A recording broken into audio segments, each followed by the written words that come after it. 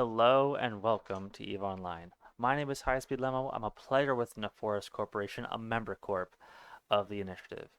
I have been with 4S going on almost 3 years now. It is officially at, let's see here, 2 years and 8 months. And during that entire time, we have been under the leadership of Nep, aka Nepenthe. He's been our fearless leader, and he's been a member of 4S for quite some time as well. And today, he's our special guest. So we are going to do a quick Q&A with Nepenthe. That was the worst rhyme ever. He's been with Forrest for a little over 5 years now on a continuous streak and has a very interesting background. So I'm looking forward to having him on today for a quick Q&A, talking a little bit about Forrest, his experience as Eve player, and his kind of foresight into where the game is heading and the new things that we're doing now. So without further ado, let's bring him on and we'll get right into it. Welcome, welcome, Nep, to the channel, officially making your YouTube debut here. So, real quick, I guess the first question I'm gonna ask, just a little icebreaker, is where the hell is your even name from? Like, what does Nepenthe even mean? So, after playing Ultima Online, or trying to come up with a name, I had a CD actually next to me from a band called Sentenced, and there was a song on it called Nepenthe, which means in Latin the cure for sorrow and pain, and that's the story where my name came from. That is Sorrow and Pain. Is that your is that your new The title for cure, the 4S Corp cure for magazine? sorrow and pain. Oh, jeez. Well, no wonder you play EVE Online. Speaking of, how'd Yeah. you must hate yourself. but but to get into that, how did you even get into Eve? Because I know everyone's backstory to getting Eve is a little different. But how'd you end up here in Eve Online? But also, you've been playing for a long time too. How long you been playing for? So I started when the game launched in 2003. I was a little bit late because I was doing my military service back then, but I was a couple of weeks late after the launch. I came from a game called Planetarion, which was, you know, a browser-based space game back then, and I was with a group called Xanadu, and we had been looking for EVE Online for a while. It was very different, and we were all super excited when basically CCP announced that EVE Online is going to be launched officially after the beta, basically. And we migrated from Planetarion to EVE Online, and we formed Xanadu, and that was in 2003, and I was a part of that group. Awesome.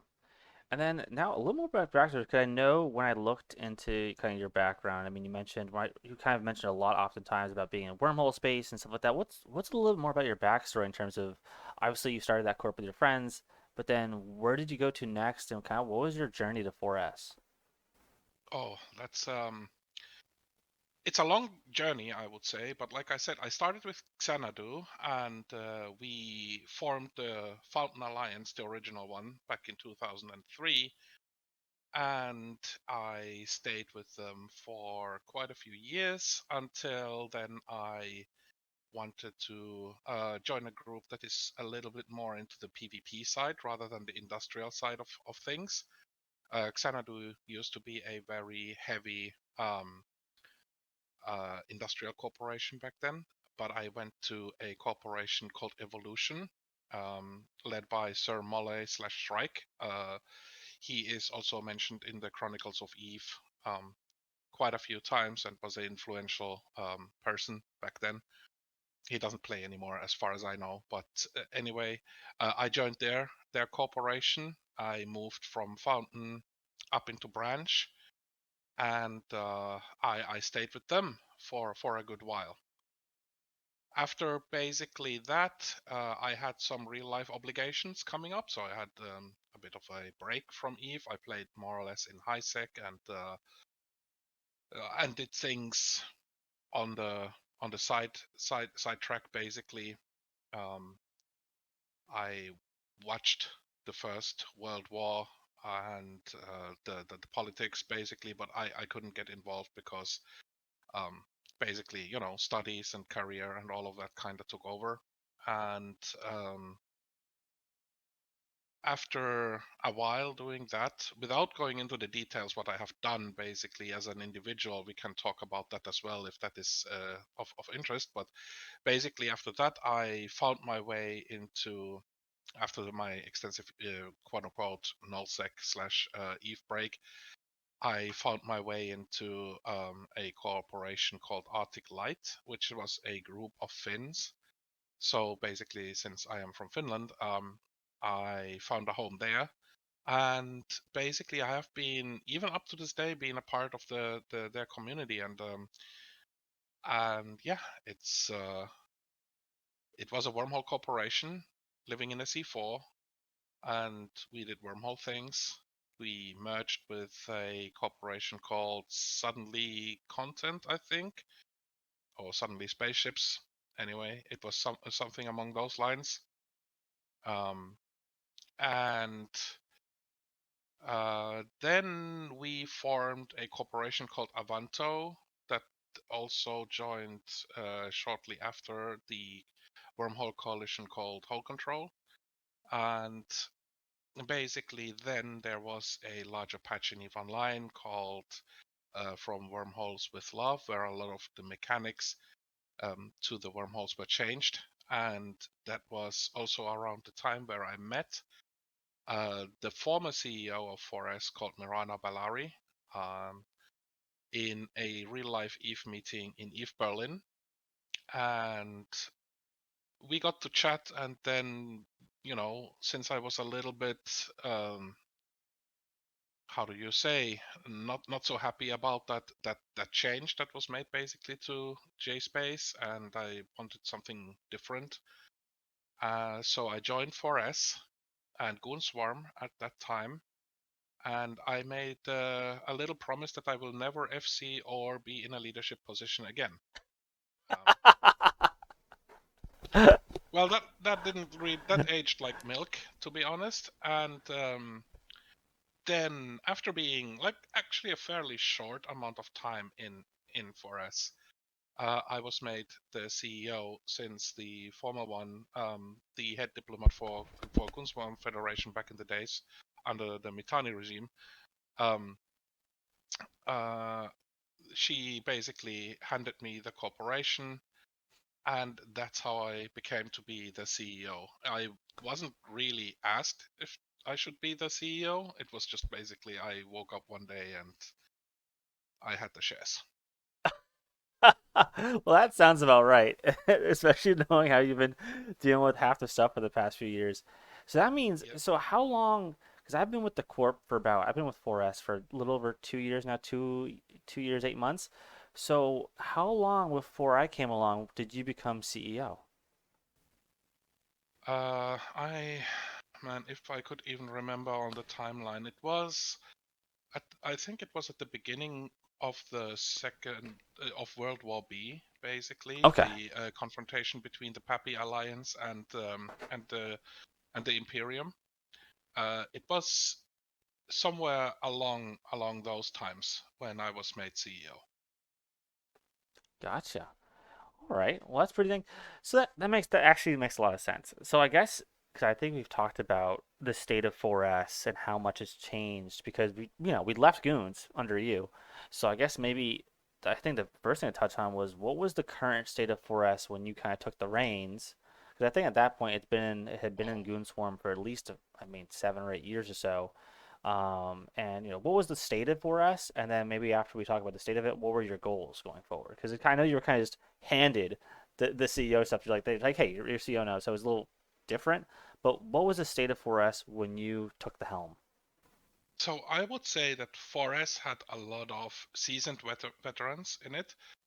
A lot of the diplomatic staff was, or a part of it was in 4S, and of course, like um, people from the INN back in Goonswarm were also in 4S, since they had good connections with Mirana, and there was also a merger with Mini 3 between 4S and them. And the state of 4S basically when I joined was that there was barely anybody online, yet a lot alone on comms. So on peak times back in 2017 and 18, if you look at the Dotlan, 4S had, I think, somewhere between 200 and 350 characters, depending a little bit on the timeline when you look at it. And we had no IT infrastructure, so basically there was no seed or alliance auth or any authentication kind of situation, and that also really made recruitment really hard for the corporation. And when I joined, I was basically, there were a couple of guys that welcomed me with open arms, of course. Like I remember Cladi, for example, I can mention him here. He was like one of the only persons that really, guided me and got me really started in nullsec. And it showed me the ropes basically of nullsec, 10 years ago, or whatever it is already, or almost 10 years.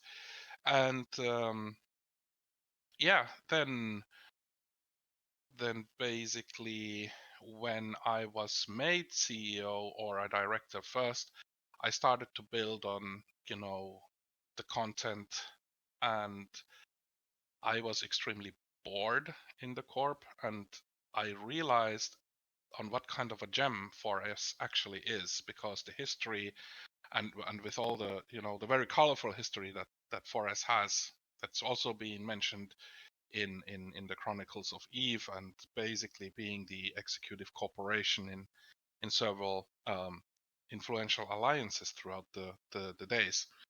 And then it basically was in a state where people were long-term members, but the activity was not very high, if at all, and there were maybe 16 to 20 characters online at best. Most of them were one guy just multi-boxing rock calls. So that was the state when I came in. So once you took the helm, like what was your, did you have like any set goals like, hey, this is what I need to do with 4S, or were you kind of just like, all right, I'll just handle this?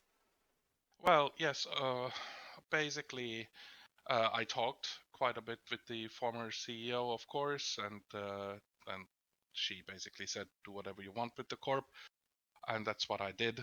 And I recruited new directors and leadership people into basically taking the helm, including IT personnel. We started to build our own IT platform, including a seat, so to say, a authentication ESI checking tool, and we set out to start recruiting first and generating content within 4S as a corporation.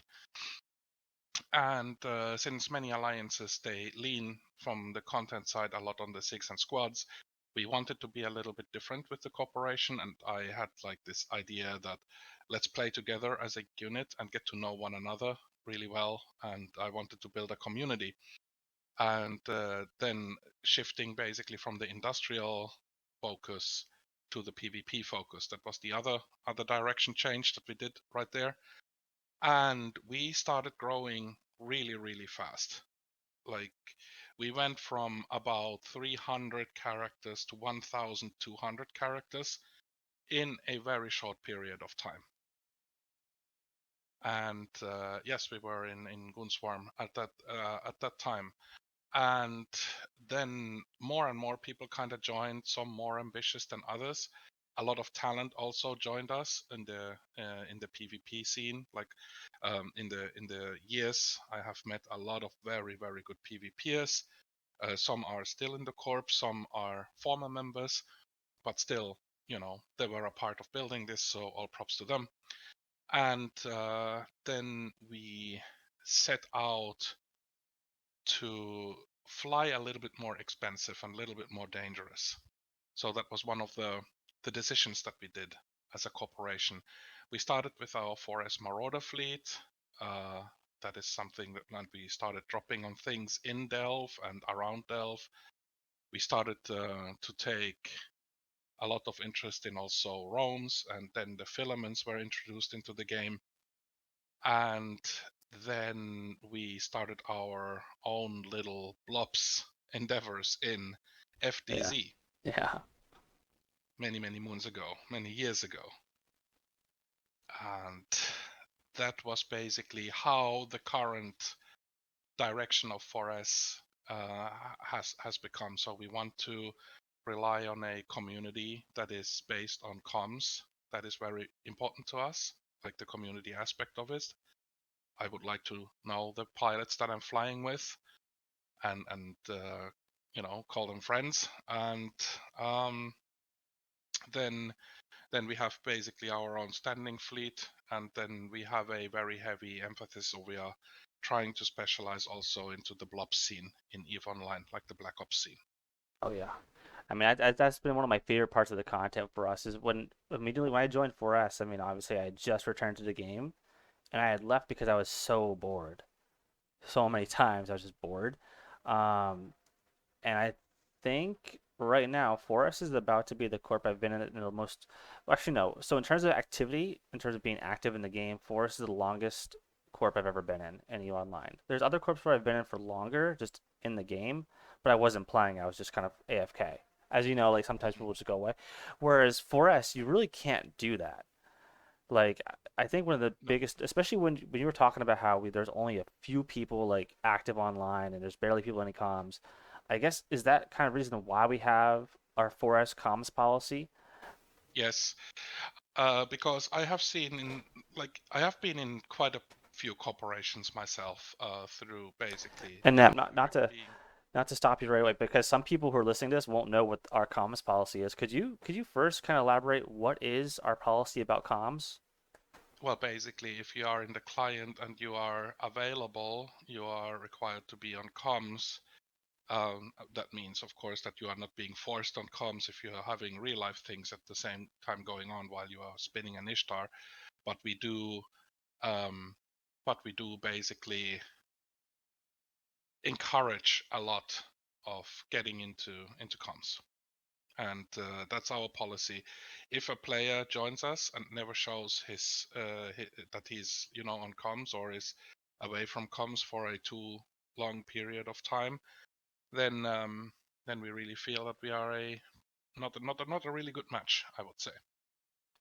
And why is that? So why do you kind of create this policy in the first place? So Eve Online is Eve Online needs to be played where you kind of measure things not in days or hours or whatever. It's basically things happen over weeks and months and years, and um, forming relationships within the game is probably one of the the best sides of Eve Online that it has to offer.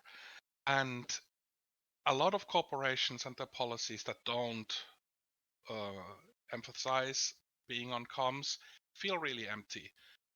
And then when comms start to die, and just like you said, people start feeling bored. They don't have anybody to talk to, and it's really difficult to grab people and do things or defend your space or just having a laugh and shooting spaceships or for some people even mining or making a living through this generation.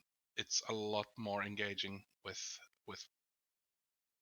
people on comms now. And I've seen many corporations that kind of just fall when people start using comms. They might have a lot of numbers on paper, but they are very hollow inside. Even if the Discord or some other communication platform like Slack or Discord or whatever it is, it can hold to a certain extent, but I do feel that the personal touch really comes from the comms part. 110% agree. I think it's crazy. Maybe it's also because I've gotten older and I do this more now. But prior to joining 4S, I'd only ever met one ever Eve player in my entire life, and I've been playing the game for a total of 17 years now, on and off, of course, right, with my breaks in there. But then after joining 4S, like shortly afterwards, I went down to the DC meet with Goon Swarm, where I met Kurt and Fawn Ra. And then after that, we went to Las Vegas with 4S members. And then shortly after that, I went to Iceland for FanFest. And this is like the only reason why I did these things is because I was talking to everybody so often on comms that it felt like I was just meeting people I've seen every single day.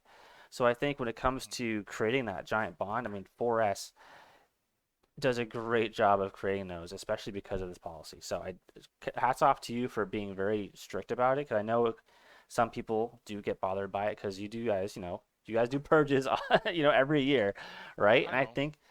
And I think there's a good point to make with that in terms of maybe even touching on that right now is why do we do a purge every year?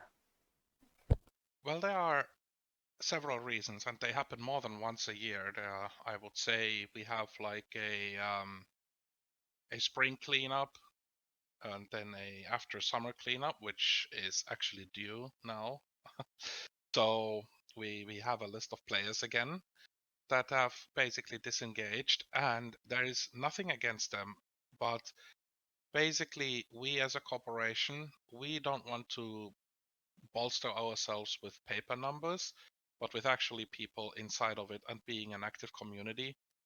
And the purging actually isn't even that bad of a word, in my opinion. I know it bothers some people that they are being kicked if they are inactive for too long, um, but they can always reapply. Like if they are good members and just life happens, which is totally normal, then they can always reapply. It's not the end of the world. And that is also what we tell people when they, apply and join to us, is that the doors are not closed if somebody gets purged. And we have different means also to kind of, you know, go around it. We have the 4U Corporation, our sister corporation that resides in HiSec, where people can take on the characters and still have like a space on our Discord and can still communicate with our members, so to say. But they just don't have access to the current alliance that we are in, to the pings, or they don't have access to our pings in the corporation, because we kind of keep them for 4S members and of course alliance members um, separate. So I would say we just want to be healthy as a community and not be bloated with dead weight.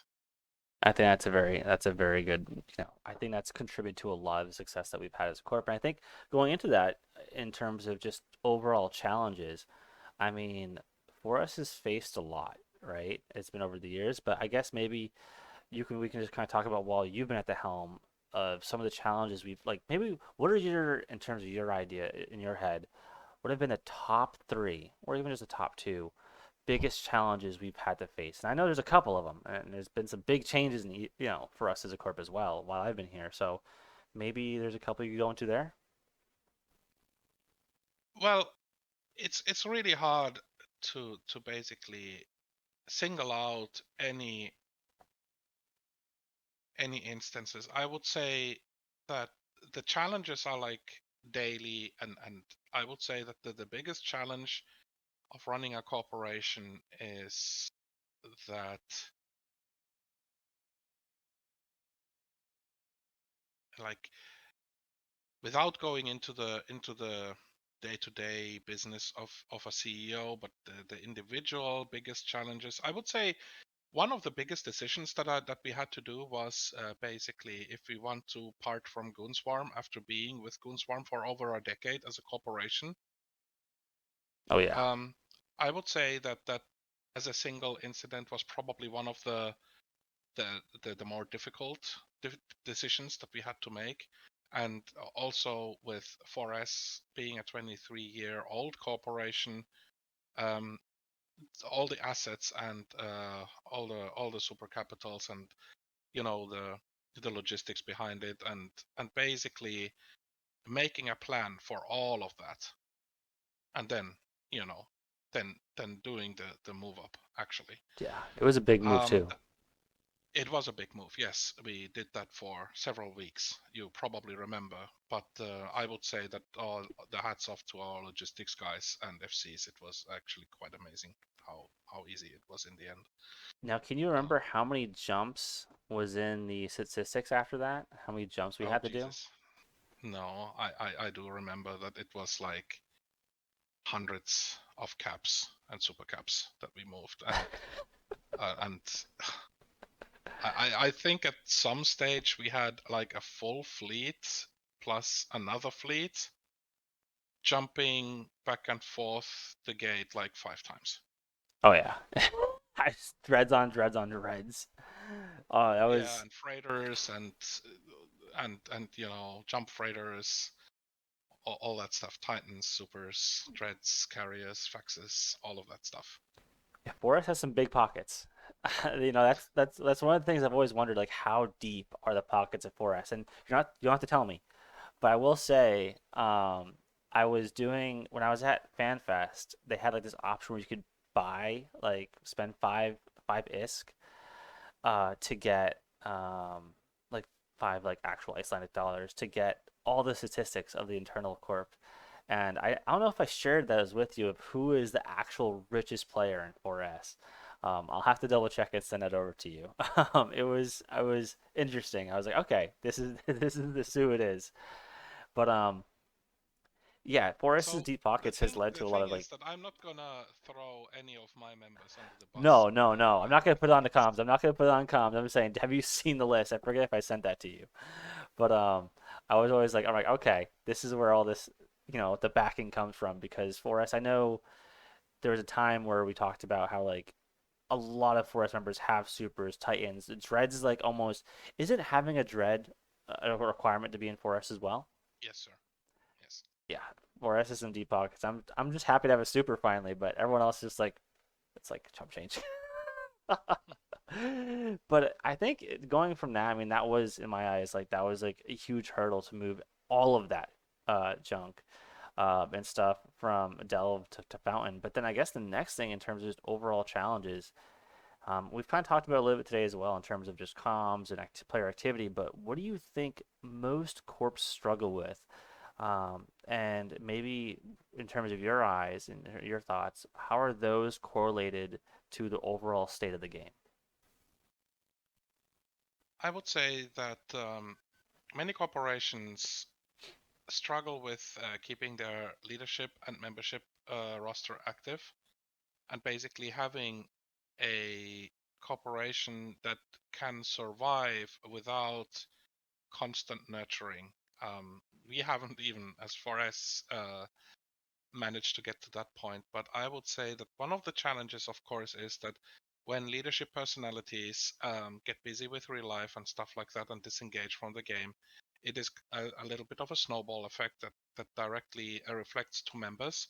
You have probably seen this in your past as well, or Yeah. heard stories Oh yeah. where when the CEO or the main FCs or you know other influential people in the community disengage, and they take a part of the soul with them, so to say. And then, as EVE Online is no cheap game to play, I would say that a lot of CEOs that are taking their job very much to heart, and have poured a lot of time and dedication into the corporations, they think, okay, is this corporation worth the player's subscription, right? Yeah. And many times that is a very challenging thought for especially the CEO, is that, are we worth it? Is our community worth it? Is the content worth it? And that is also why I keep on pressing. You have seen it, you have probably heard it as well, you have witnessed it. I keep on pressing on people that are in leadership positions, that we have an obligation to the players as well. And I have been, especially this year, struggling with that challenge. And I would say that that is the second biggest challenge in basically in EVE Online to kind of overcome. I think we Is can. the corporation worth it? Ooh, that's a heavy one. Don't be dropping it. You're leaving on me now. I'll be crushed. I will not be going anywhere.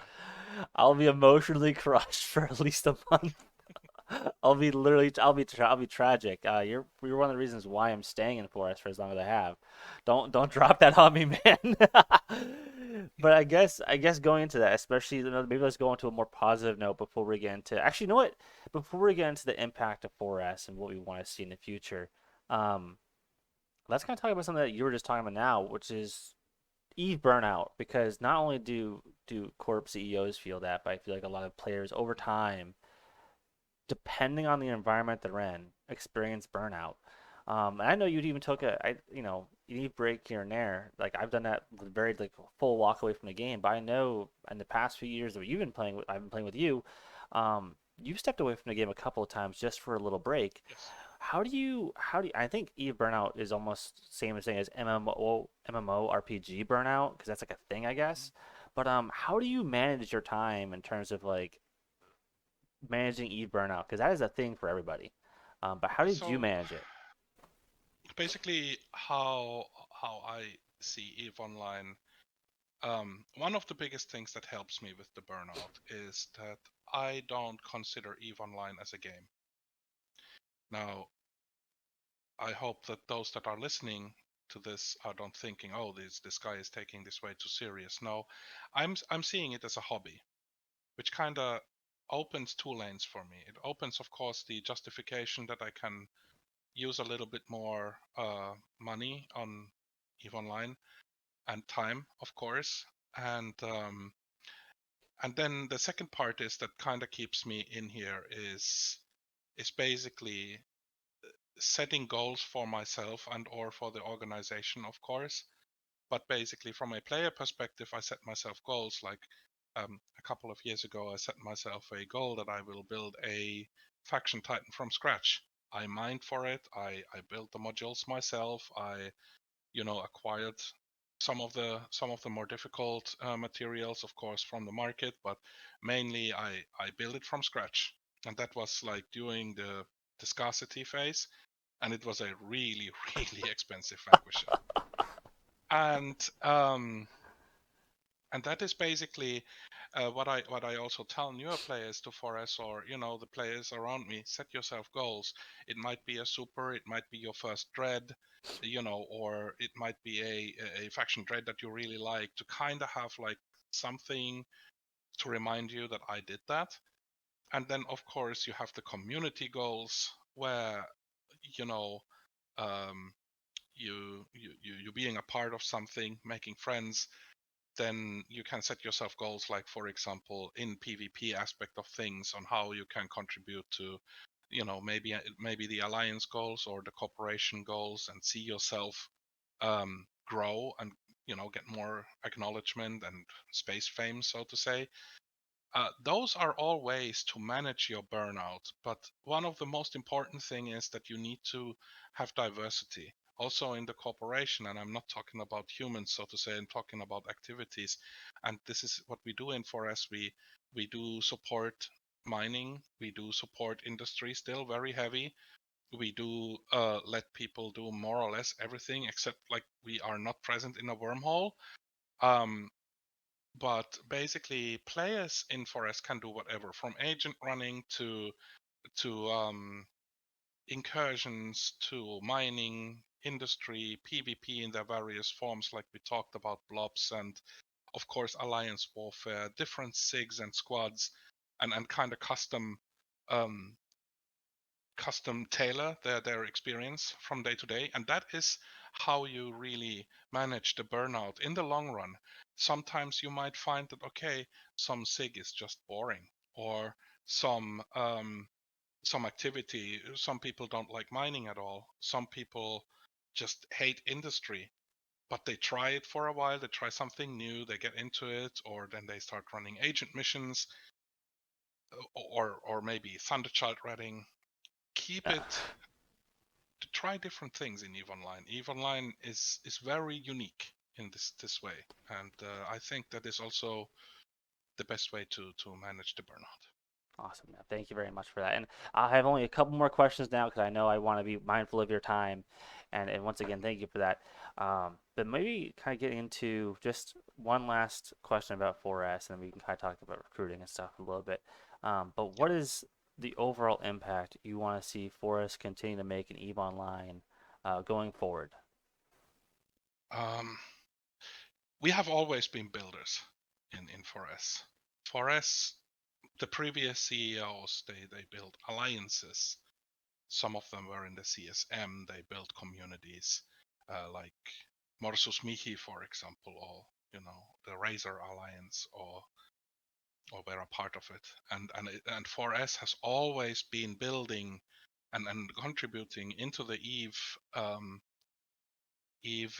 how do you say, Story, Chronicle. ecosystem, into the Yeah. story. Yes, and 4S has a long history. So I would say that those CEOs that became before me, there's their shadow is rather big, I would say, in a positive way, like to kind of try and keep up the corporation to those standards, and to kind of see, like, we want to build things and support those activities. Like, for example, in the blob scene, I would say that even when you're looking at the background of things, 4S is in the 4S is doing a lot of things in the background, like building IT infrastructures for certain groups, and of course, providing manpower and activities through there.